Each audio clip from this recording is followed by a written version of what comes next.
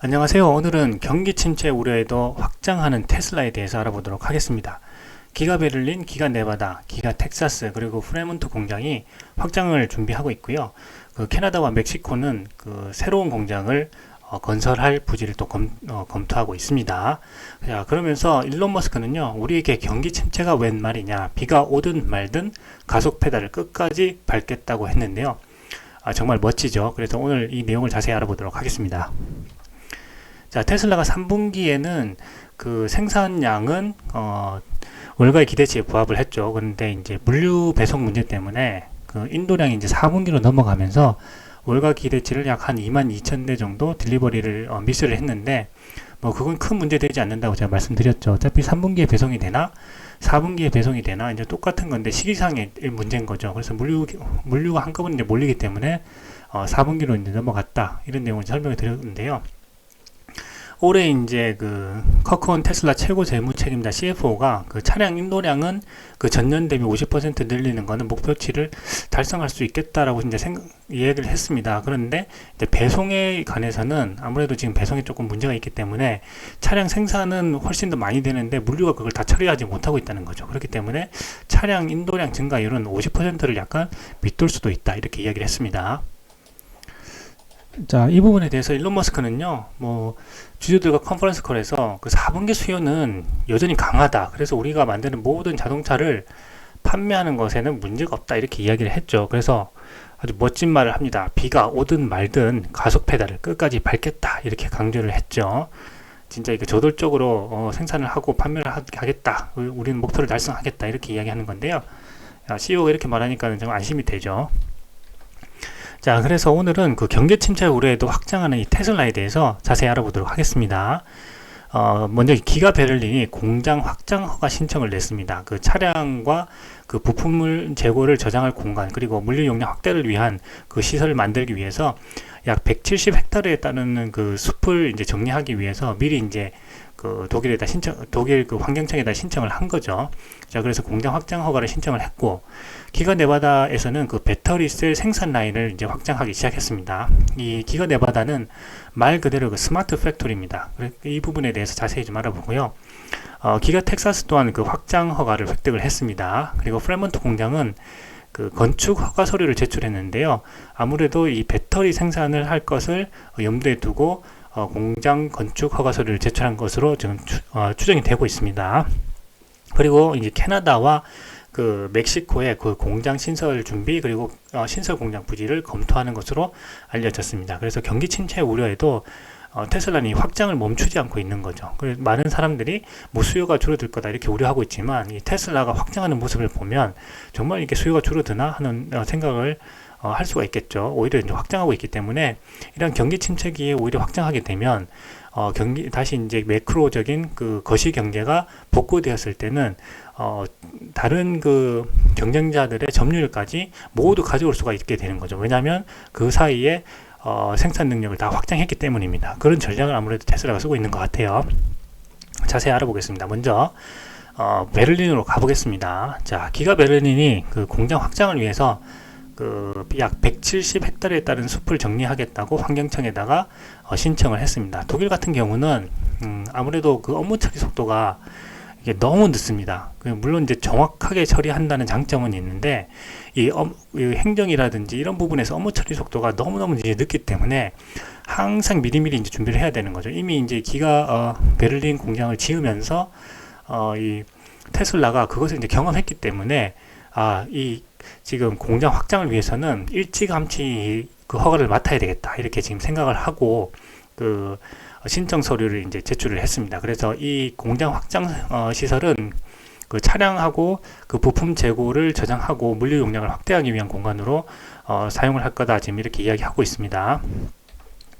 자, 이렇게 하는 이유는요, 지금 독일뿐만 아니라 유럽 내에서 테슬라의 판매량이 폭발적으로 지금 증가하고 있기 때문입니다. 특히 이제 올해 독일 내에서 테슬라의 판매량이 전년 대비 2배 증가할 것으로 예상이 되고 있습니다. 그래서 작년에는 독일에서 39,714대의 차량을 판매를 했는데요.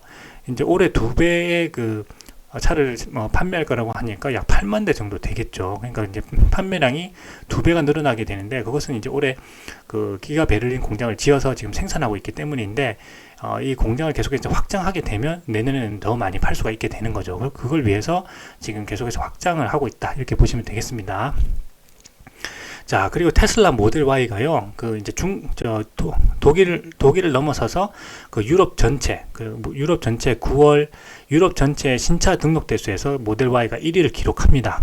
대단하죠. 그래서 영국 시장 조사 업체 그 자투 다이나믹스에 따르면은요, 그 9월 달에 모델 Y는 지난해보다 227% 증가한 29,367대가 등록됐다고 합니다.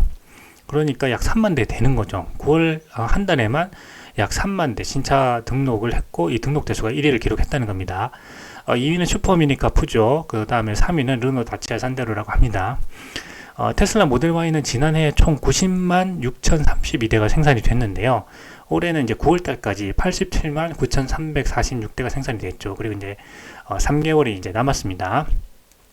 그래서 모델 Y의 판매량 급증은요, 그 지난 3월 달에 그 기가 베를린 공장을 오픈한 뒤에 지금 주당 2,000대의 그 차량 생산 능력을 확보를 했습니다. 그래서 주당 2,000대를 생산하게 되면서 이 생산량이 더해지면서 9월에 유럽 신차 등록 대수에서 1위를 기록했다, 이런 소식입니다.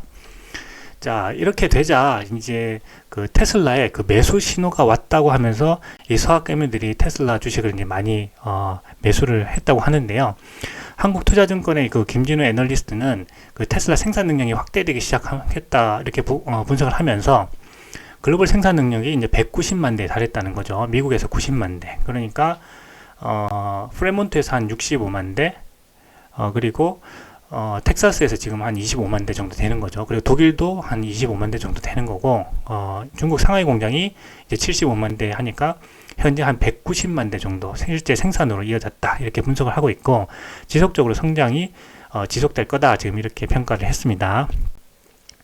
자, 그리고 테슬라의 그 3분기 영업이익률이 17.2%로 개선이 됐는데요. 이것은 이제 독일의 베를린 공장, 그 다음에 텍사스 공장 등 그 차세대 기가팩토리 공장이 초기 가동 비용이 줄어드는 가운데 상하이 공장 가동률이 정상화되고 있기 때문이다, 이렇게 분석을 했습니다. 자, 그래서 베를린 공장하고 텍사스 공장이 이제 올해 4월 달쯤에 이제 오픈을 했죠. 그래서 초기에는 이제 공장을 램프업 하기 위해서 비용이 많이 들어갔습니다. 그런데 차를 점점 이제 많이 생산하면 생산할수록 차량 들어가는 그 원가는 줄어들고 이익은 늘어나게 됩니다. 이게 바로 이제 규모의 경제라고 하는 건데요. 그렇기 때문에 점점 영업이익률이 개선되고 있고, 내년에 차량 생산을 더 많이 하게 되면 그 영업이익률이 훨씬 더 늘어나게 될 거라는 거죠. 그렇기 때문에 테슬라에 대해서 굉장히 긍정적으로 보고 있다는 내용입니다.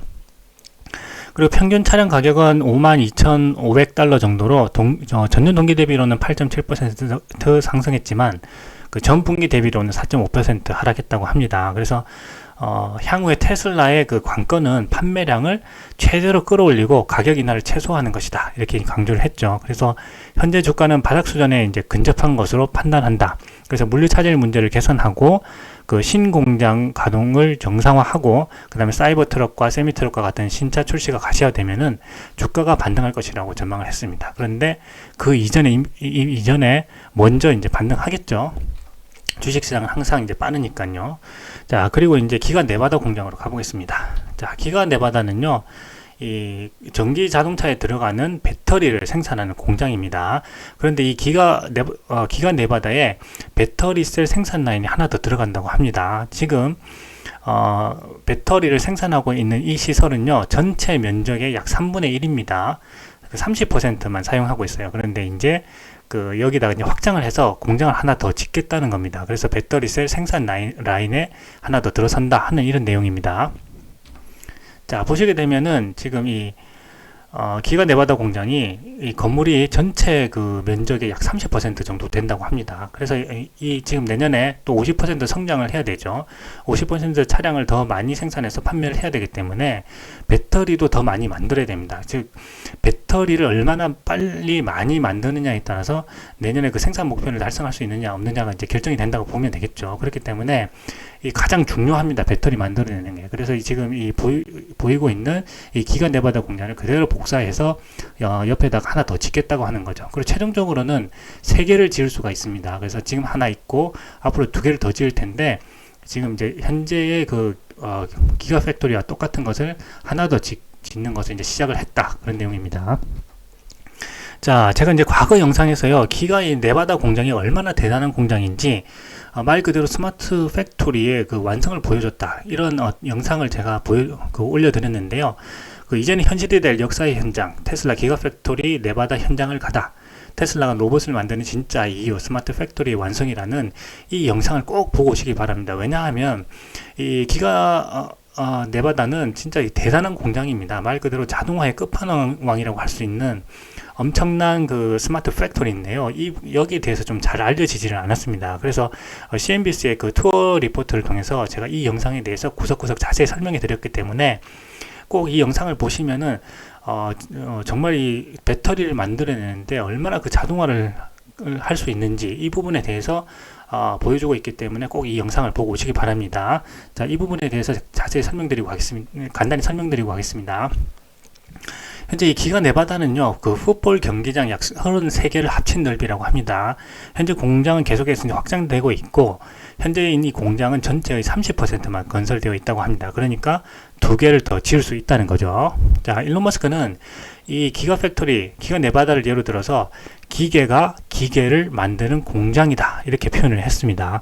전기차 가격을 획기적으로 낮출 마스터 플랜에 중요한 역할을 하고 있습니다. 왜냐하면 이 전기차에 들어가는 그 가장 그 큰 비용이 들어간 것이 바로 배터리죠. 그래서 배터리를 얼마나 싸게 만들 수 있는가가 자동차의 그 제조 원가를 낮추는데 핵심적인 부분이라고 하겠습니다. 그래서 이 부분에 있어서 가장 자동화를 많이 했고 앞으로도 더 많이 할 계획으로 있습니다.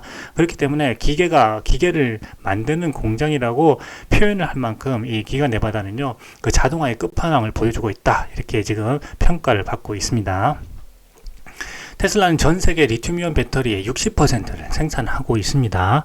그리고 기가팩토리 네바다 공장은 그 전기 자동차에 들어가는 배터리뿐만 아니라 그 에너지 사업 제품인 파워월과 파워팩도 같이 생산하고 있습니다. 그리고 여기 이제 파나소닉 공장도 같이 있는데요. 파나소닉은 테슬라 그 자동차용 배터리를 공급하는 그 주요 부품사이기 때문에 기가 네바다 공장의 일부를 사용하고 있습니다. 그리고 이 AGV라고 하는 거, 여기 대해서 제가 또 영상에서 설명드렸었는데요. 그 무인 운반 차량이죠. 이 무인 운반 차량이 파나소닉에서 테슬라로 배터리셀을 운반하고 있습니다. 이 AGV가 그 파나소닉에서 테슬라로 배터리를 운반하는데, 이 과정에는요, 노동력이 전혀 없고 모두 자동화되어 있습니다.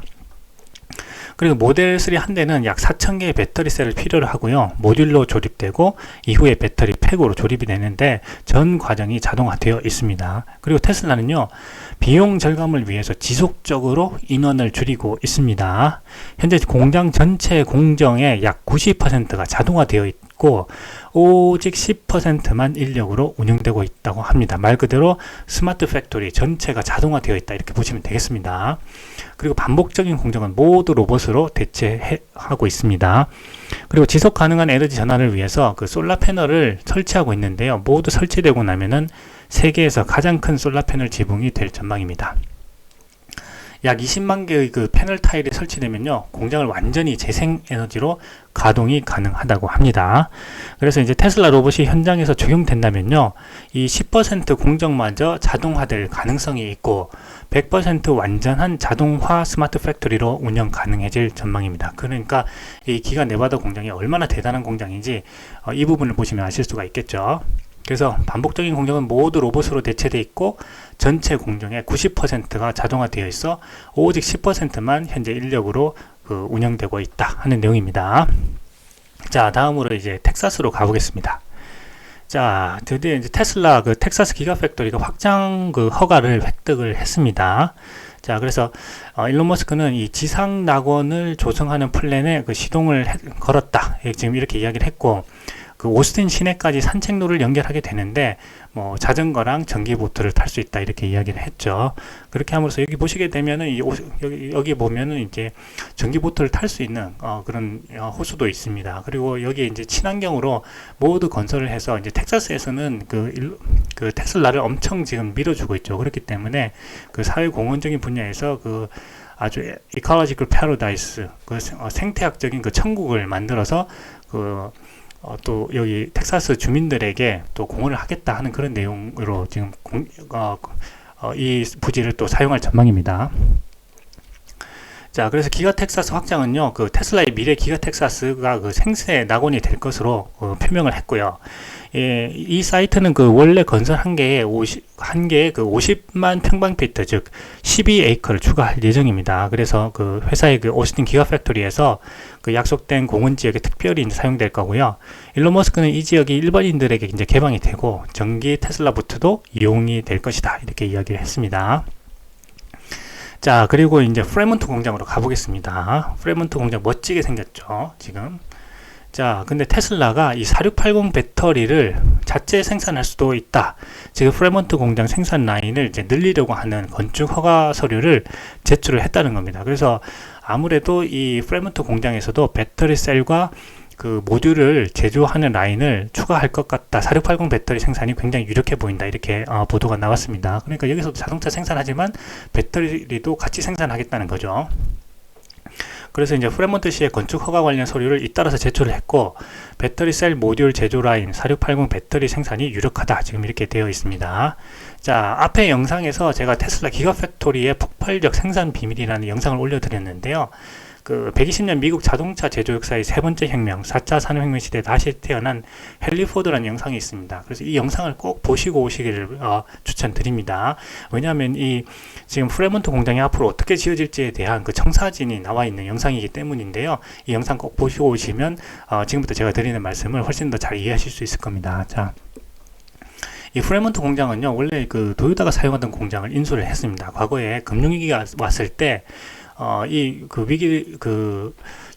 현금 흐름 때문에 이제 그 공장을 철수하게 됐는데, 그 공장을 이 일론 머스크가 인수를 하게 된 거죠. 그래서 테슬라가 이제 전기 자동차를 만드는 공장으로 개조를 해서 지금 사용하고 있는데, 보시게 되면은 다른 차세대 공장들은 넓은 부지를 가지고 있는데, 프레몬트 공장은 옆에 이제 부지가 별로 없죠. 지금 그러기 때문에 지금 이제 배터리 셀을 생산하는 그 시설을 짓게 된다면 아무래도 지금 이 생산 라인이 있는 그 위층에다가 수직 증축을 해서 그 사용할 가능성이 많이 있습니다. 왜 그러냐면은 그 내용을 좀 설명드려 볼게요.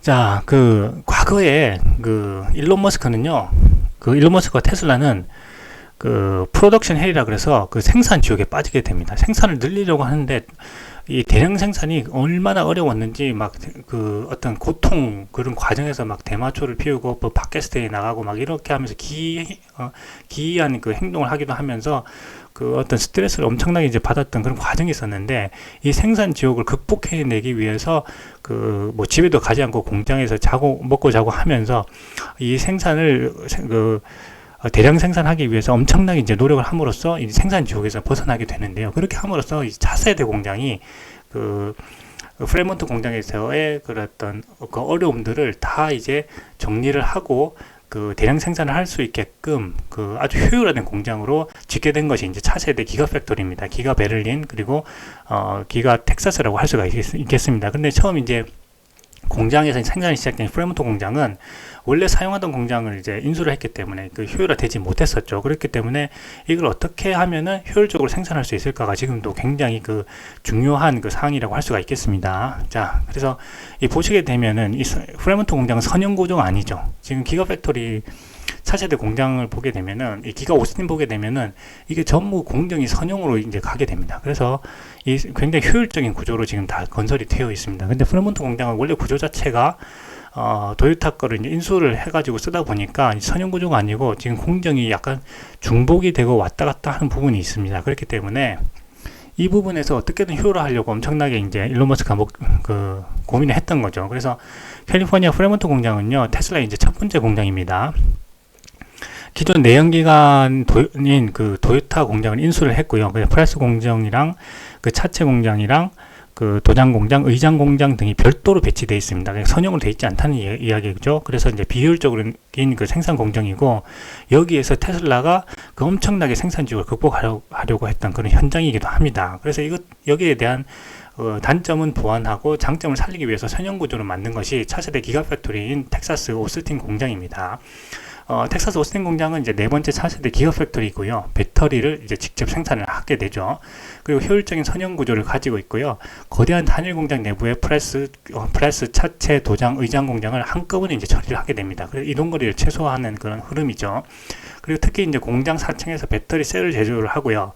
이걸 3층으로 내려보냅니다. 그래서 배터리 팩을 제조하고 2층에서 배터리 팩을 차량에다가 조립하게 되는, 말 그대로 이제 중력의 법칙을 이용해서 이 아주 효율적인 그런 공정이 이루어지도록 공장이 만들어져 있습니다. 자, 그래서 이것은 어디서 가져왔느냐? 이 아이디어는요, 바로 과거 100년 전에 그 헨리 포드의 포드 시스템에서 가져왔습니다. 이 하이랜드 파크라고 하는 그 4층 구조 공장, 그 중력의 법칙을 이용한 4층 구조 공장으로 지어졌는데, 이 구조를 그대로 그 차세대 기가팩토리에 적용을 한 것이었죠. 이 헨리 포드의 그 하이랜드 파크를 살펴보게 되면요, 이 먼저 4층에서 자동차 본체 조립을 해서 내려보냅니다. 자, 그러면 3층에서는 여기다가 타이어를 조립하고요, 페인트를 칠합니다. 그리고 2층에서는 이 내려오면 기타 차량 부속품을 조립하게 되고, 1층에서 최종 검사하고 출고하게 되는 거죠. 공장이 4층으로 되어 있는데 위에서부터 아래대로 자연스럽게 내려오면서 공정이 자연스럽게 물이 흐르듯이 이제 흐르면서 이제 그 자동차가 만들어지는 그런 공정입니다. 그래서 대량 생산이 가능했고, 원가를 획기적으로 낮출 수가 있었죠. 혁신적으로 낮췄기 때문에 그 당시에 이제 마차 문화를 자동차 문화로 바꿀 정도로 어떤 생산 혁명이었다, 지금 이렇게 평가를 받고 있습니다. 일론 머스크는 이런 헨리 포드의 포드 시스템에서 엄청나게 지금 연구를 하고, 그것을 차세대 기가팩토리에 적용해서 굉장히 선형이고 효율적인 구조를 이제 만들었는데요. 그 내용에 대해서 알아보겠습니다. 자, 텍사스 오스틴의 그 4층 구조를 살펴보면요, 중력의 법칙을 그대로 가져갔습니다. 그 헨리 포드의 그 하이랜드 파크의 4층 구조 공장의 중력의 법칙을 그대로 이용해서 가져오게 되는데요, 이 4층에서 배터리 셀을 생산을 합니다. 그리고 이제 내려보내면 3층에서 배터리 셀을 모아가지고 배터리 팩을 만들어요. 그리고 이 배터리 팩을 2층으로 내려보냅니다. 자, 그렇게 되면 2층에서 배터리 팩을 전기 자동차에 부착 조립하게 되고, 이것을 1층으로 내려보내면 최종 검사하고 출고하게 되는 그런 구조로, 공정 흐름으로 되어 있습니다. 그러니까 지금 이 텍사스 기가 오스틴 차세대 기가 팩토리는 말 그대로 그 헨리 포드의 포드 시스템을 그대로 적용한 시스템이다, 이렇게 이해하시면 될 것 같습니다. 자, 그렇기 때문에 이 그 프레몬트 공장에서 4680 배터리를 생산하게 되면요, 이러한 지금 중력의 법칙을 이용한 그 4층 구조 혹은 뭐 3층 구조가 될 수도 있겠지만, 이렇게 수직 증축을 해서 배터리 생산 시스템을 적용할 가능성이 높습니다. 왜냐하면 그 앞에서 보셨듯이 이 프레몬트 공장이 옆으로 확장하기에는 좀 어려움이 있습니다. 그렇기 때문에 이 공장에서 한 번에 다 해결을 하려고 지금 아마 그 생산 효율을 극대화하려고 노력할 겁니다. 그렇기 때문에 아무래도 여기 이제 공장 위쪽에다가 그 배터리 셀과 그 팩을 만드는 그 시설을 아무래도 위쪽에 증축을 하지 않겠나 지금 생각이 되고 있습니다. 그렇게 해서 자연히 아래로 이제 흘러 내려오는 그 구조를 만들게 되면은 이 생산 그 이동 경로도 단축하고, 그렇게 함으로써 이 차를 훨씬 더 빠르게 만들 수가 있게 되는 거죠. 그래서 지금 그렇게 생산 공정이 이루어지지 않겠나 지금 생각해 보고 있습니다. 자, 그리고 이제 캐나다에다 그 공장을 지금 설립하려고 하고 있죠. 그래서 온타리오주의 그 주 정부와 지금 긴밀하게 그 협력을 하고 있습니다. 그래서 매우 활발한 논의가 있었다, 이렇게 과거에 이야기를 했고요. 지금 아무래도 북미 쪽에서 지어질 공장은 그 캐나다 온타리오주가 좀 확실하게 지금 예상이 되고 있죠. 그렇기 때문에 주정부와 굉장히 긴밀하게 또 활발하게 논의를 하고 있는 것으로 알려지고 있고요. 여기에 더해서 한 발 더 나가 버립니다. 테슬라의 새로운 기가팩토리를 캐나다에 아직 지금 짓지도 않았는데 멕시코에 가 있습니다. 일론 머스크가요. 그래서 일론 머스크가 멕시코 그 누에보레온주 몬테레이를 방문을 해서 지금 사진이 찍혀 있는 장면이 또 나왔는데요. 멕시코 지역 신문이 이 머스크와 테슬라 멕시코 담당 인원 임원, 그리고 멕시코 주재 미국 대사, 그리고 멕시코 노동부 장관과 경제부 장관 등 주 정부 핵심 관리들이 동석한 사진을 게재를 했고, 그 산타카나리아에 있는 라우아스테카 인근에 공장 설립을 고려 중이다 이렇게 보도를 했죠. 그러니까 차세대 공장을 이제 캐나다에도 하나 짓고요, 그다음 멕시코에도 하나 지을 것으로 예상되고 있습니다. 지금 미국에서 IRA라고 하는 인플레이션 감축법을 이제 발효를 했죠. 그래서 내년부터 그 IRA 법에 따른 그 텍스 크레딧을 받으려면 그 배터리가 그 북미 지역에서 조립이 돼야 됩니다. 그리고 거기에 들어가는 광물도 북미 지역에서 이제 만들어져야 되는 거죠. 그렇기 때문에 이 북미 지역에서 이 생산 공장이 있어야 됩니다. 미국에 판매를 하려면 말이죠. 그렇기 때문에 이 생산 공장 자체를 이제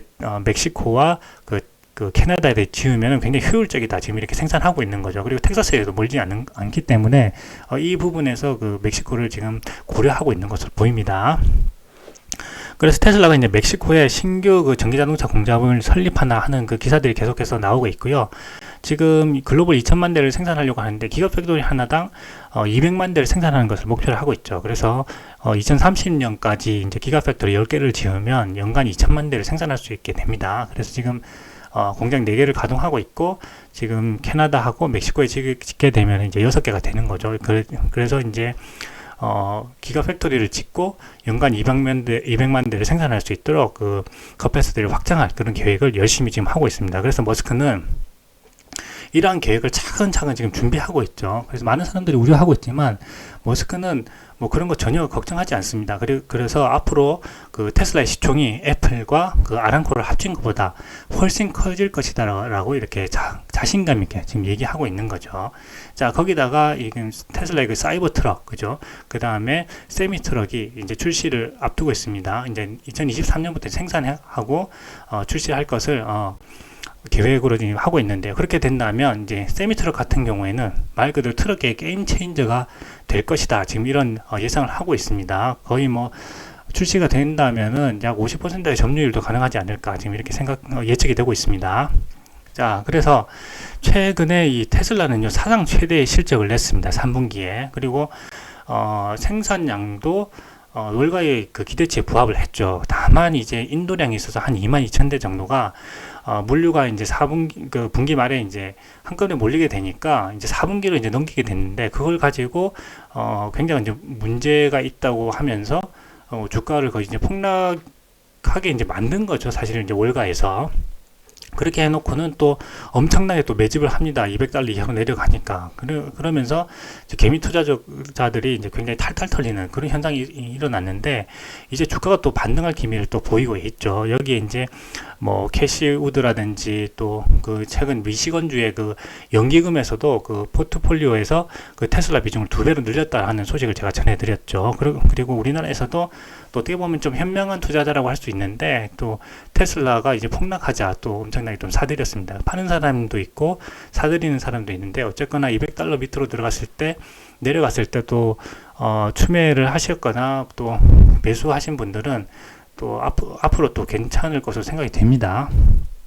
자, 그래서 오늘은 이 경기 침체 우려에도 확장하는 테슬라에 대해서 자세히 알아봤습니다. 기가 베를린이 그 공장 확장 허가 신청을 했고요. 기가 네바다도 배터리 셀 생산 라인 확장을 하고 있습니다. 스마트 팩토리로 만들어 가고 있고요. 기가 텍사스에서도 확장 허가를 이제 획득을 했죠. 그리고 프레몬트 공장에서도 배터리 생산을 위한 그 건축 허가서를 제출을 했습니다. 캐나다에서는 공장 신설을 준비하고 있고, 멕시코에서도 신설 공장 부지를 검토하고 있습니다. 그래서 이렇게 테슬라와 일론 머스크는 그 끝없는 여정을 열심히 가고 있습니다. 그래서 중국 수요에 대한 걱정 자체는 어떻게 보면은 그 걱정할 시간도 좀 아깝다 이런 생각이 들고요. 사소한 일을 걱정하기에는 우리 인생이 너무나 짧다 하는 이런 영상에서 제가 자세히 설명드렸습니다. 그래서 이러한 내용들로 인해서 어떻게 보면은 테슬라의 4분기는요, 그 어느 때보다도 더 기대된다고 할 수가 있겠습니다. 그래서 경기 침체 우려에도 확장하는 테슬라에 대해서 그 오늘 영상에서 자세히 알아보았습니다. 오늘 영상은 여기까지 하겠습니다. 감사합니다.